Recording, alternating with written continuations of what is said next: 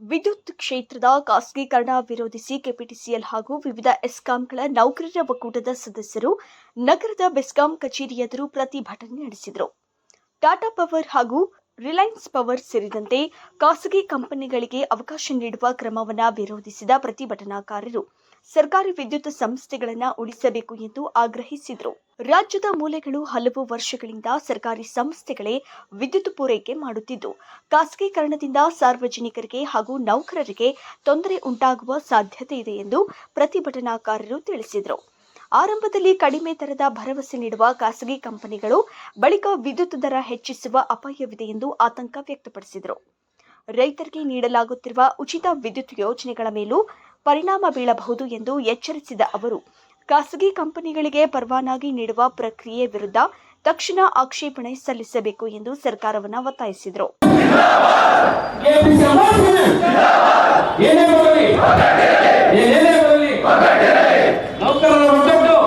50%ಗಿಂತ ಅಧಿಕವಾಗಿ ನಾವು current bill pay ಮಾಡ್ತಾನೇ ಇದ್ದೀವಿ.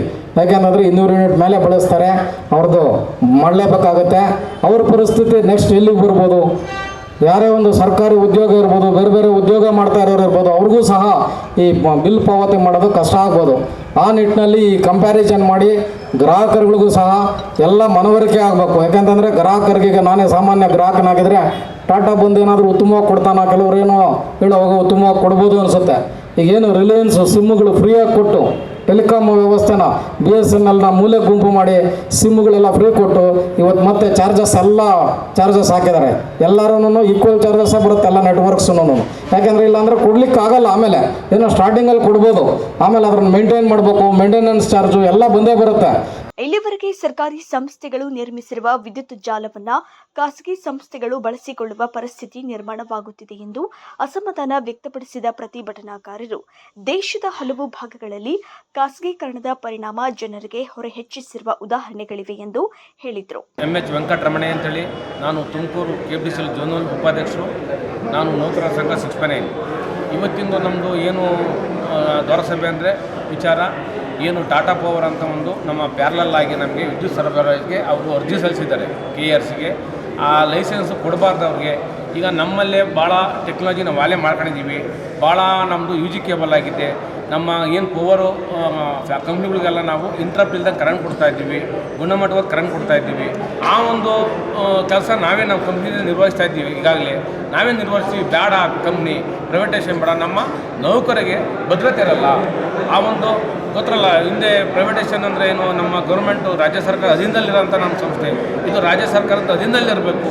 ಅದನ್ನು ಬಿಟ್ಟು ನಾವು ಯಾವುದೇ ಬೇರೆ ಕಂಪ್ನಿ ಮಾಡೋಕ್ಕೆ ಯಾವುದೇ ಕಾರಣಕ್ಕೂ ನಾವು ಬಿಡೋದಿಲ್ಲ. ಸಂಘ ಇವತ್ತು ನೌಕರರ ಸಂಘ ಇವತ್ತು ಉಗ್ರ ಹೋರಾಟ ಮಾಡ್ತೀವಿ. ಏನಾದರೂ ಕೊಟ್ಟರೆ ಇದು 100ಕ್ಕೆ 100% ಉಗ್ರ ಹೋರಾಟ ಮಾಡ್ತೀವಿ. ಈ ಖಾಸಗೀಕರಣ ಹೋಗೋವರೆಗೂ ನಾವು ಬಿಡೋದಿಲ್ಲ ಅಂತ ನಾನು ಉಪಾಧ್ಯಕ್ಷರಾಗಿ ಹೇಳೋಕ್ಕೆ ಇಷ್ಟಪಡ್ತೀನಿ. ಯಾವುದೇ ಕಾರಣಕ್ಕೂ ವಿದ್ಯುತ್ ಕ್ಷೇತ್ರದ ಖಾಸಗೀಕರಣವನ್ನು ಒಪ್ಪುವುದಿಲ್ಲ. ಸಾರ್ವಜನಿಕ ಹಿತಾಸಕ್ತಿ ಹಾಗೂ ರೈತರ ಹಕ್ಕುಗಳನ್ನು ರಕ್ಷಿಸಲು ಹೋರಾಟ ಮುಂದುವರಿಸಲಾಗುವುದು ಎಂದು ನೌಕರರ ಒಕ್ಕೂಟ ಎಚ್ಚರಿಕೆ ನೀಡಿತು.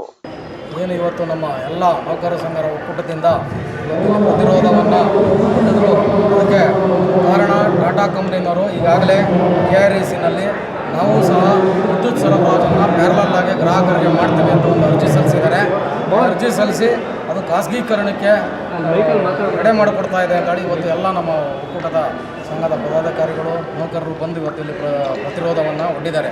ಇದು ಈ ಟಾಟಾ ಕಂಪ್ನಿನವರು ಅರ್ಜಿ ಸಲ್ಲಿಸಿದ್ದು 23ಕ್ಕೆ ಲಾಸ್ಟ್ ಡೇಟ್ ಆಗ್ತಾಯಿದೆ.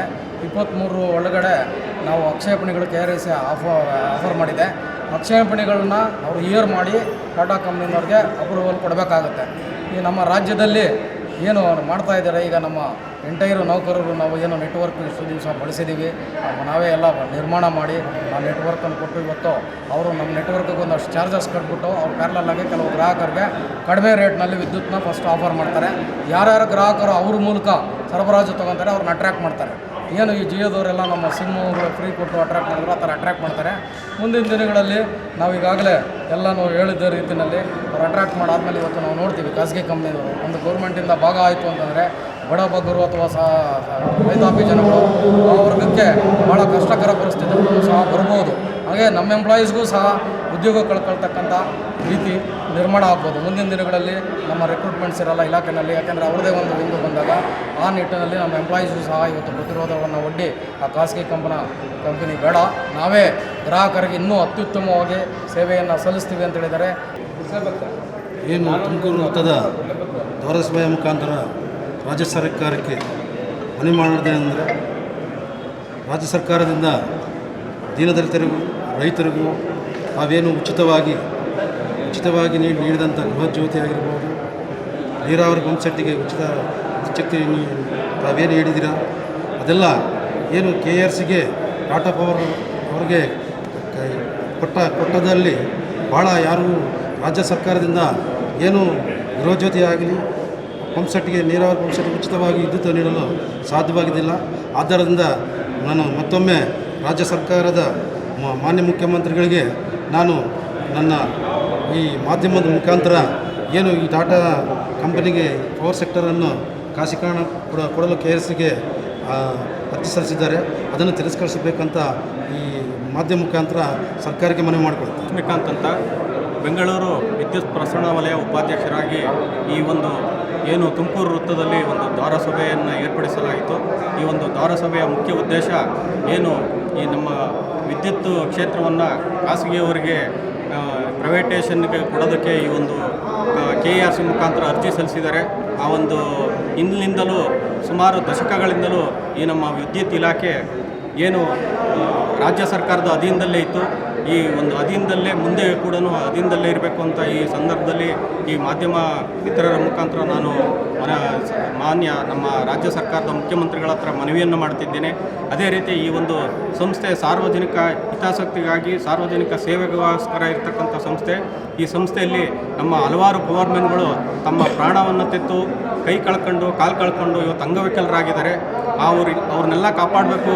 ಈ ಒಂದು ಸಂಸ್ಥೆ ಇನ್ನೂ ಉತ್ತಮವಾಗಿ ಕಾರ್ಯನಿರ್ವಹಿಸಬೇಕು, ಗ್ರಾಹಕರಿಗೆ ಉತ್ತಮವಾದ ಸೇವೆಯನ್ನು ಕೊಡಬೇಕು ಅಂದರೆ ಈ ಒಂದು ಕರ್ನಾಟಕ ಸರ್ಕಾರದ ಅಧೀನದಲ್ಲಿ ಇರಬೇಕು ಅಂತ ಈ ಸಂದರ್ಭದಲ್ಲಿ ಮಾನ್ಯ ಮುಖ್ಯಮಂತ್ರಿಗಳ ಹತ್ರ ಮಾಧ್ಯಮ ಮುಖಾಂತರ ನಾನು ಮನವಿಯನ್ನು ಮಾಡ್ತೇನೆ. ನಮಸ್ಕಾರ, ನಾನು ನರಸಿಂಹಮೂರ್ತಿ ಅಂತ, ತುಮಕೂರು ವೃತ್ತದ ಸಂಘಟನಾ ಕಾರ್ಯದರ್ಶಿ 6/9 ನೌಕರ ಸಂಘ. ಮಾಧ್ಯಮ ಮಿತ್ರರೇ, ಇವತ್ತು ತಮಗೆಲ್ಲ ಗೊತ್ತಿರುವ ಹಾಗೆ ಏನು ನಮ್ಮ ವಿದ್ಯುತ್ ಸಂಸ್ಥೆಯನ್ನು ಖಾಸಗೀಕರಣ ಮಾಡಿಕೊಟ್ಟಿದೆ, ಇದು ನಮ್ಮ ನೌಕರರಿಗೂ ಹಾಗೂ ರೈತರಿಗೂ ಮತ್ತು ಸಣ್ಣ ಗ್ರಾಹಕರಿಗೂ ಮಾರಕ ಆದ ವಿಷಯ.